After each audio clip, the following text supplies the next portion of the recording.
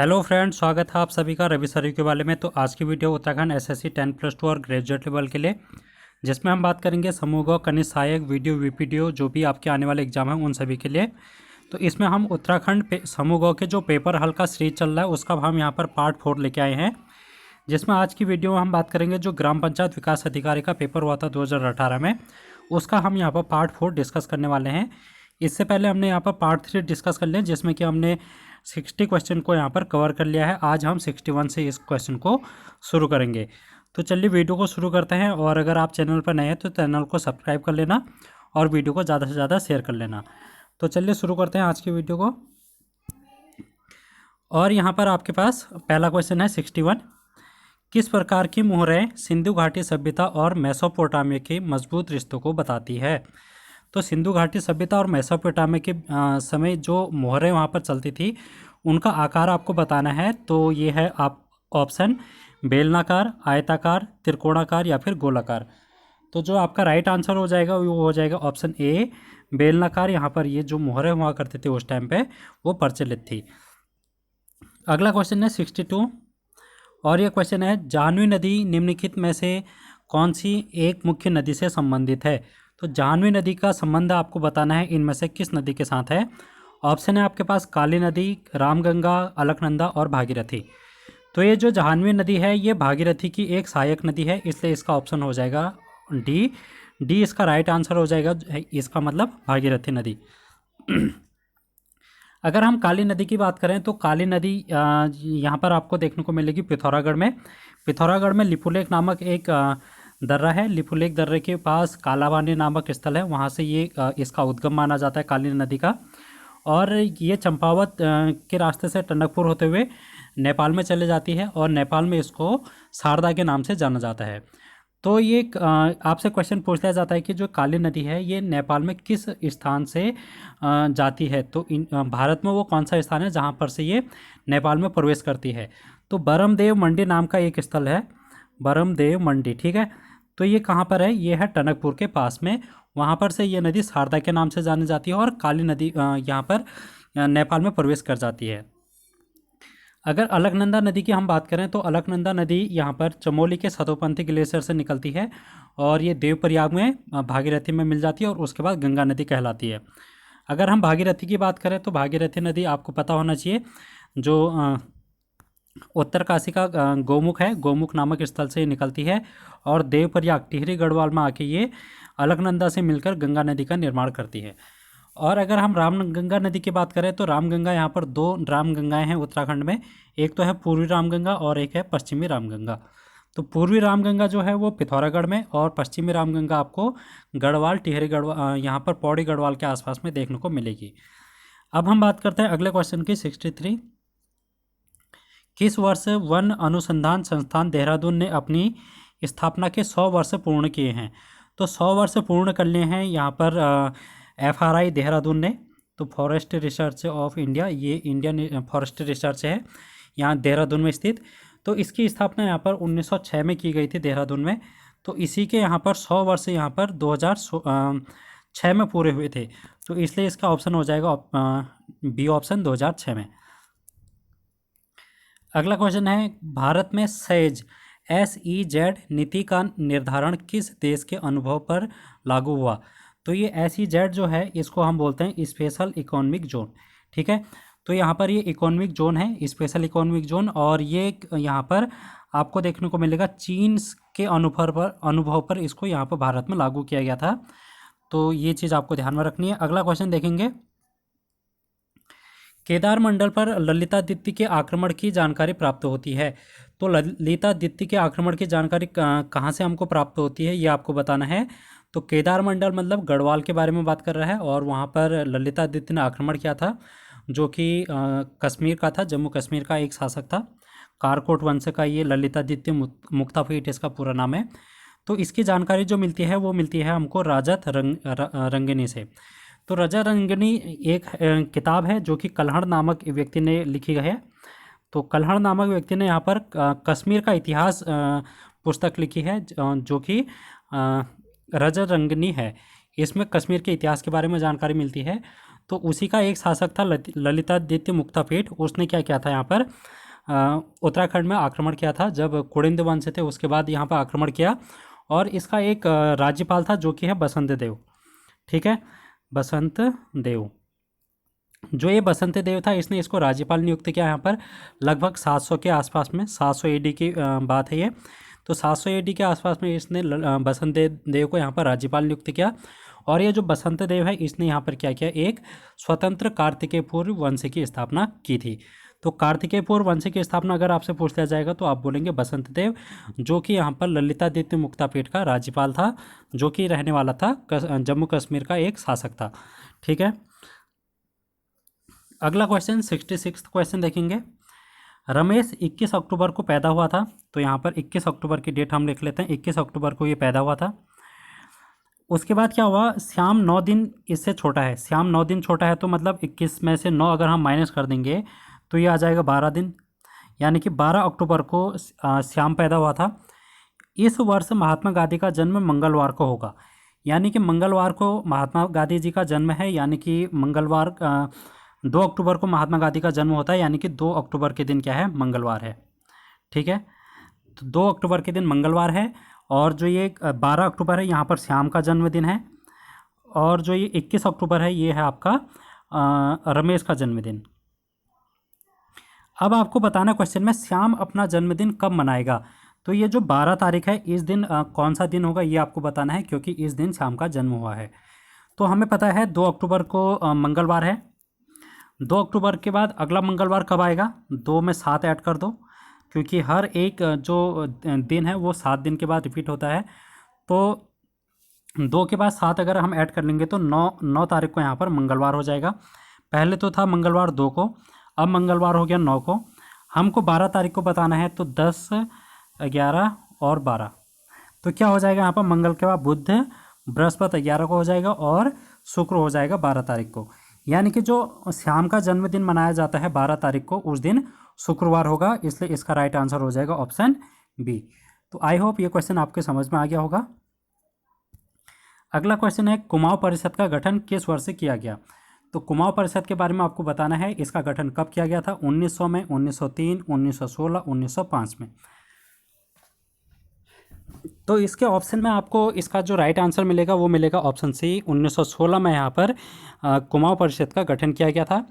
कुमाऊं परिषद का गठन कहाँ पर किया गया था, इसकी स्थापना कहाँ पर की गई थी, ये शहर का नाम भी आपसे पूछ लिया जाता है, तो ये है अल्मोड़ा।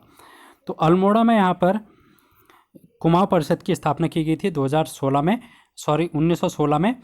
और इसके जो सदस्य थे उस समय जिन्होंने इसकी स्थापना की थी, उनमें महत्वपूर्ण जो नाम आते हैं, चिरंजी लाल थे, विक्टर मोहन जोशी और बद्रीदत्त पांडे और गोविंद बल्लभ पंत और हरगोविंद पंत। इन सभी का आपको नाम याद करना है जो कि कुमाऊं परिषद से संबंधित हैं, जो कि संस्थापक सदस्य रहे हैं इसके। 1917 में अगर इसकी बात करें तो पहला अधिवेशन हुआ था यहाँ पर कुमाऊं परिषद का, जो कि हुआ था अल्मोड़ा में ही हुआ था। और इसके जो अध्यक्ष थे वो थे जयदत्त जोशी। कौन थे, जयदत्त जोशी। तो इतनी चीज़ आपको एक कुमाऊं परिषद से याद करनी है, जो कि आपके एग्जाम में क्वेश्चन पूछे जा सकते हैं। तो इस तरीके से आप इसको क्वेश्चन को कर सकते हैं। अगला क्वेश्चन है 68। भारत में national institute for transforming India NITI Aayog की स्थापना कब हुई थी। तो NITI नीति आयोग। अगर हम नीति आयोग की बात करें तो ये इसका फुल फॉर्म सबसे पहले आपसे अगर क्वेश्चन में पूछ लिया गया कभी, तो आप बोलेंगे national institute for transforming India. तो ये इसका क्या है, फुल फॉर्म है। उसके बाद इसकी स्थापना की अगर हम बात करें तो इसकी स्थापना मैं आपको बता देता हूँ, ऑप्शन ए होगा इसका। 1 जनवरी 2015 को नीति आयोग की यहाँ पर स्थापना की गई थी। अगर हम नीति आयोग की बात करें तो ये सरकार का थिंक टैंक है। ठीक है, थिंक टैंक है ये सरकार का। तो आपसे क्वेश्चन पूछ लिया जा सकता है सरकार के थिंक टैंक के रूप में कौन सा आयोग काम करता है, तो आप बोलेंगे नीति आयोग, जिसकी स्थापना 1 जनवरी 2015 को हुई थी। अब ये नीति आयोग की स्थापना क्यों की गई, क्योंकि इससे पहले एक योजना आयोग का नाम आपने सुना होगा। तो योजना आयोग इससे पहले चला करता था, जो कि आपको जिसकी स्थापना आपको देखने को मिलेगी 1950 में। 15 मार्च 1950 में यहाँ पर योजना आयोग की स्थापना की गई थी। और ये योजना आयोग पंचवर्षीय योजना के रूप में यहाँ पर कार्य कर रहा था, जो कि टोटल 12 पंचवर्षीय योजना अभी तक हो चुकी थी। कब तक? 2017 तक। लास्ट पंचवर्षीय योजना का समय जो आपसे पूछ लिया जाता है कभी कभी, तो 2012 से 2017 जो कि है 12वीं पंचवर्षीय योजना, ये है हमारे देश की अंतिम पंचवर्षीय योजना, क्योंकि इसके बाद यहाँ पर नीति आयोग लागू कर दिया गया था।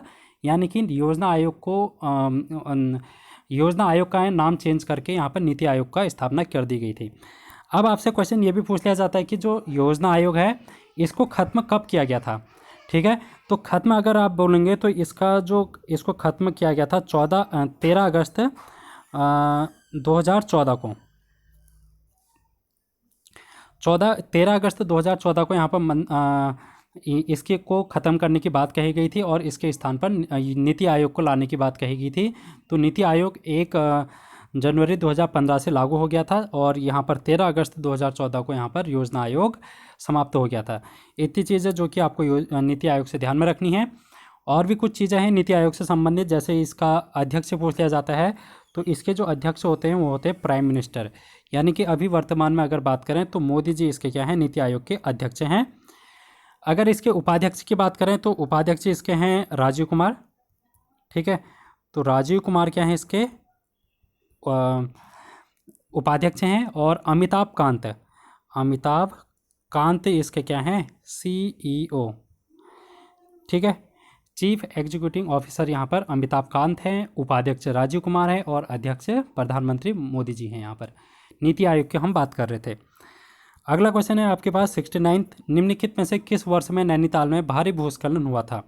तो नैनीताल में भारी भूस्खलन हुआ था, कब हुआ था ये आपको बताना है। 1880, 1890, 1870, 1875। तो 1880 यहाँ पर ऑप्शन ए हो जाएगा, जो कि नैनीताल में लैंडस्लाइड के रूप में जाना जाता है। अगला क्वेश्चन है कि श्रीनगर गढ़वाल में स्थित अजय पाल का राजभवन किस वर्ष भूकंप के कारण क्षतिग्रस्त हुआ था। तो अजय पाल का राजभवन जो कि गढ़वाल में स्थित है और ये पाल वंश का एक शासक था, महत्वपूर्ण शासक। इसका जो भवन है वो भूकंप के कारण क्षतिग्रस्त हो गया था, उसकी आपको सन बताना है। तो 1803 में यहाँ पर क्या हुआ था, गढ़वाल में एक भयंकर भूकंप आया था जिसमें यहाँ पर बहुत सारी तबाही हुई थी, जिसमें अजय पाल का राजभवन भी भूकंप में क्षतिग्रस्त हो गया था। तो इसलिए इसका ऑप्शन हो जाएगा ऑप्शन सी। 71 क्वेश्चन की ओर चलते हैं हम। 71 क्वेश्चन आपके सामने। 1857 की क्रांति के बारे में किसने कहा, यह तथाकथित प्रथम राष्ट्रीय स्वतंत्रता संग्राम न तो यह प्रथम न ही राष्ट्रीय और न ही स्वतंत्रता संग्राम था। तो ये किसने कहा था, आपके पास ऑप्शन है रिज, लॉरेंस, मजुमदार या फिर एसएन सेन। तो RC मजुमदार इसका राइट आंसर हो जाएगा ऑप्शन सी। ठीक है, अगला क्वेश्चन आपके सामने है 72। गलत युग्म का आपको चयन करना है। आपको व्यक्ति दे रखा है और उनका संबंध दिया है कि कौन सा व्यक्ति किससे संबंधित है, और आपको गलत युग्म का यहाँ पर सेलेक्ट करना है, रॉन्ग पेयर आपको बताना है। ऑप्शन ए है आपके पास चंद्रप्रभा एतवाल जो कि पर्वतारोही है, ऑप्शन ए सही है। उन्मुक्त चंद्र क्रिकेटर है, ये भी बिल्कुल सही है। एकता बिष्ट क्रिकेटर है, ये भी बिल्कुल सही है। और बछेंद्र पाल यहाँ पर निशानेबाज नहीं है, ये एक क्या है, पर्वतारोही है। तो इसलिए इसका राइट आंसर हो जाएगा ऑप्शन डी, यहाँ पर बछेंद्र पाल, जिनका संबंध निशानेबाज से नहीं है, तो ये गलत युग्म हो जाएगा इसका। अगला क्वेश्चन है 73। जल्लीकट्टू किस राज्य का पारंपरिक खेल है। तो जल्लीकट्टू यहाँ पर एक खेल होता है जिसमें हम जो भैंसा होता है, भैंसे के साथ आदमी क्या करता है, यहाँ पर लड़ाई करता है और इस तरीके से इस त्यौहार को ये मनाते हैं। तो इस त्यौहार का नाम है यहाँ पर पोंगल। पोंगल त्यौहार है जिसमें ये एक जल्लीकट्टू त्यौहार है जो कि मनाया जाता है। और ये कहाँ पर मनाया जाता है, ये है इसका ऑप्शन ए, तमिलनाडु राज्य में ये जल्लीकट्टू मनाया जाता है। ठीक है, अगला क्वेश्चन है दिल्ली में मुगल राजकुमार सुलेमान शाह को किस गढ़वाली राजा ने शरण दी थी। तो मुगल का एक राजकुमार था जिसका नाम है सुलेमान शाह। इसको गढ़वाल में किस राजा ने शरण दी थी, ये आपको बताना है। ऑप्शन ए है सुदर्शन शाह, ऑप्शन बी है पृथ्वी शाह, प्रद्युम्न शाह और कीर्ति शाह। तो अगर इसका हम राइट आंसर देखें तो ये हो जाएगा ऑप्शन बी, पृथ्वीपति शाह, जिसने यहाँ पर सुलेमान शाह को शरण दी थी। अगर हम सुलेमान शाह की बात करें तो ये मुग़ल साम्राज्य में औरंगजेब का भतीजा था, यानी कि औरंगजेब का भाई था जिसका नाम है दारा शिकोह। दारा शिकोह का पुत्र यहाँ पर, जिसका नाम है सुलेमान सिको। ये सुलेमान सिको क्या था, दारा सिको का पुत्र था। औरंगजेब क्या कर रहा था, अपने भाइयों की हत्या कर रहा था, तो ये चाहता था कि ये दारा सिको की भी दारा सिको के पुत्र सुलेमान सिको की भी हत्या कर दे।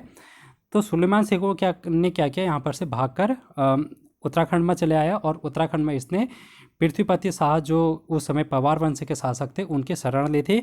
और फिर यहाँ पर जो पृथ्वीपति शाह है, इनका जो एक बेटा है उनका नाम है मेदिनी शाह।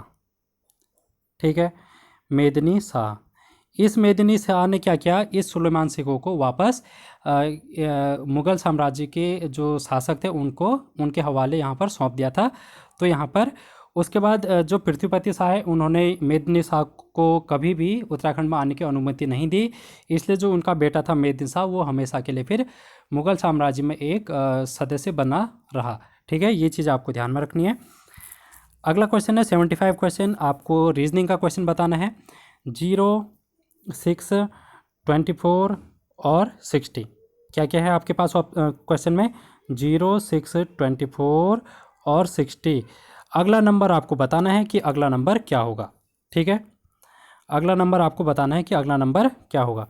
तो 0, 6, 24 और 60 अगला नंबर क्या होगा ये आपको बताना है। तो इस टाइप के क्वेश्चन करने के लिए हम क्या करते हैं, इनकी गैपिंग देखते हैं। अगर ये नज़दीक नज़दीक हैं, संख्याएं अगर नज़दीक में होती हैं तो हम देखते हैं कि इनके बीच का डिफरेंस कितना है।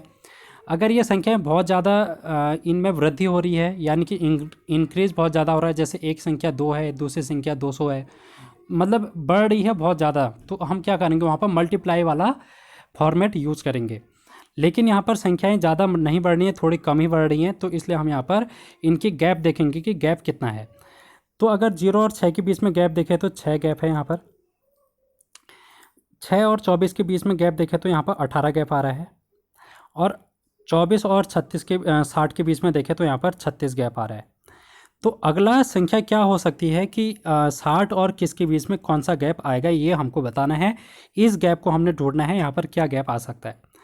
तो फिर से एक सीरीज़ बन गई है 6, 18 और 36 के फॉर्म में। इस सीरीज़ को आपने देखना है ध्यान से, और ये आपको 6 के पहाड़ में दिख जाएगा। 6 कम 6, 6 3 18 और 6 छक्का 36। तो आपको ये 6 के पहाड़ में दिख रहा है, तो यानी कि जो अगला नंबर आएगा वो भी 6 के पहाड़ में ही आएगा। ये आपको थोड़ा सा ध्यान में रखने वाली बात है कि जो अगला नंबर आएगा वो भी 6 के पहाड़ में ही आएगा, क्योंकि जो ये गैप दिख रहा है आपको, इस गैप को भरने के लिए 6 के पहाड़ में ही वो नंबर आएगा। तो वो कौन सा नंबर हो सकता है, इसका अंदाज़ा हम कैसे लगाएंगे। पहले 1 है, फिर 3 है, फिर 6 है, अगला संख्या कौन सा हो सकता है। तो यहाँ पर अगली संख्या कौन सी हो सकती है जिसका हम पहाड़ा पढ़ेंगे।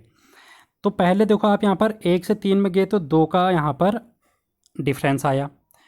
3 से 6 के बीच में गए तो यहाँ पर 3 का डिफरेंस आया। तो यानी कि सीरीज़ कैसे चल रही है, 2, 3। अब अगला जो नंबर होगा वो 4 का डिफरेंस होगा। ठीक है, यानी कि 6 में 4 ऐड करेंगे तो हम 10 आएगा यहाँ पर। और ये 10 से हम 6 में 10 की मल्टीप्लाई करनी है, क्योंकि जो यहाँ पर ऊपर वाली सीरीज़ जो बन रही है वो 6 के पहाड़ में बन रही है, और 6 के पहाड़ में हम किससे मल्टीप्लाई करेंगे, 10 से। 10 को 6 से मल्टीप्लाई करेंगे तो यहाँ पर क्या आना चाहिए, 60 आना चाहिए। तो यानी कि यहाँ पर हम 60 ऐड करेंगे। कितना ऐड करेंगे, 60 ऐड करेंगे।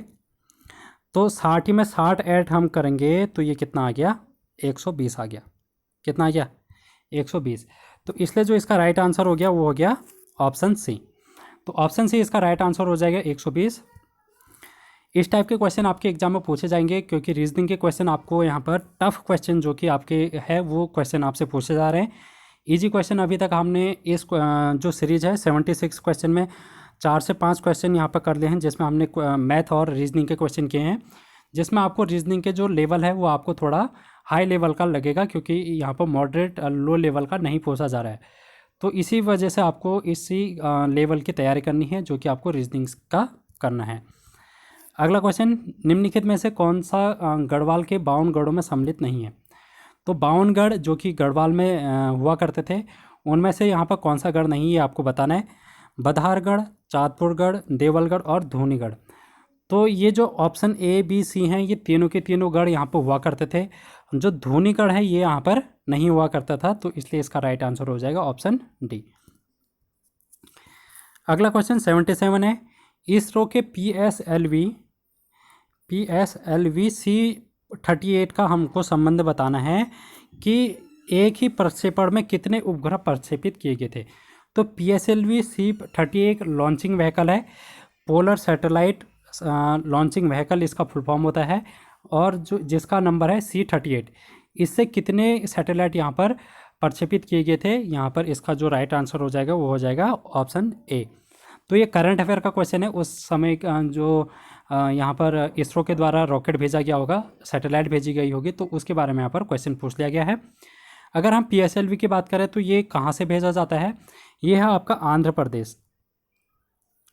आंध्र प्रदेश का आपने नाम सुना होगा श्रीहरिकोटा। श्रीहरिकोटा में है हरिकोटा में सतीश धवन स्पेस सेंटर। तो उस स्पेस सेंटर से क्या किया जाता है, यहाँ पर कोई भी सैटेलाइट अगर इंडिया को भेजनी है इसरो के माध्यम से, तो वहाँ पर से इसको प्रक्षेपित किया जाता है अंतरिक्ष में। तो हरिकोटा स्पेस धवन जो है आपके पास है, ये किस नदी के किनारे, ये आपको कमेंट बॉक्स में बताना है। इसका ये आपको होमवर्क से बताना है, ठीक है। कमेंट बॉक्स में इसका आंसर करना। अगला क्वेश्चन है, प्रसिद्ध साहित्यकार शैलेश मटियानी का जन्म उत्तराखंड के किस जनपद में हुआ है। तो शैलेश मटियानी की अगर हम बात करें तो इनका जो जन्म हुआ है, इसका जो राइट आंसर हो जाएगा वो हो जाएगा ऑप्शन डी, अल्मोड़ा में इनका जन्म हुआ है। अल्मोड़ा में बाड़ेछीना के पास, ठीक है, बाड़ेछीना। तो बाड़ेछीना में इनका जन्म हुआ है शैलेश मटियानी का। ये क्या थे, एक साहित्यकार थे, संपादक थे और उपन्यासकार थे। तो इनके अगर हम कुछ उपन्यास के बारे में बात करें तो इनमें जो प्रसिद्ध उपन्यास है जो कि आपके एग्जाम में पूछी जा सकती है, जैसे एक है सूरज की किरण, दूसरा है कबूतर खाना और तीसरा है हौलदार, ठीक है। ये सारी चीज़ें आपको ध्यान में रखनी है। और एक कहानी है इनकी महत्वपूर्ण जो कि आपको देखने को मिलेगा, जंगल में मंगल और मेरी 33 कहानियाँ। तो ये सारी कहानियाँ इन्होंने शैलेश मटियानी ने लिखी हैं जो कि आपको एग्जाम में पूछी जा सकती हैं। 79वां क्वेश्चन है और ये क्वेश्चन आपके करंट अफेयर का क्वेश्चन है। म्यांमार के प्रसिद्ध लोकप्रिय नेता आंग सान सू की राजनीतिक दल का संबंध है। तो ये नेशनल पार्टी का संबंध आपको बताना है कि किस पार्टी से ये संबंध रखते हैं, म्यांमार के बारे में बात कर रहा है। तो करंट अफेयर का क्वेश्चन है ये आपके जो ऑप्शन बी है ये हो जाएगा नेशनल लीग फॉर डेमोक्रेसी। तो आंग सान सू जो कि म्यांमार के एक प्रसिद्ध नेता हैं जिनका संबंध NLD से है, ठीक है, नेशनल लीग फॉर डेमोक्रेसी। अगला क्वेश्चन जो कि आपके आज का अंतिम क्वेश्चन है, 80 क्वेश्चन। सुंदरढूंगा हिमानी किस जनपद में स्थित है। तो सुंदरढूंगा जो ग्लेशियर ये कहाँ पर स्थित है, ऑप्शन ए बागेश्वर, टिहरी गढ़वाल, उत्तरकाशी और देहरादून। तो ऑप्शन ए हो जाएगा इसका बागेश्वर में, जो कि सुंदरढूंगा ग्लेशियर स्थित है। ये क्वेश्चन होते हैं आज के पूरे। अगले क्वेश्चन आपको होमवर्क के लिए है, 2 क्वेश्चन होमवर्क के लिए, 81 और 82।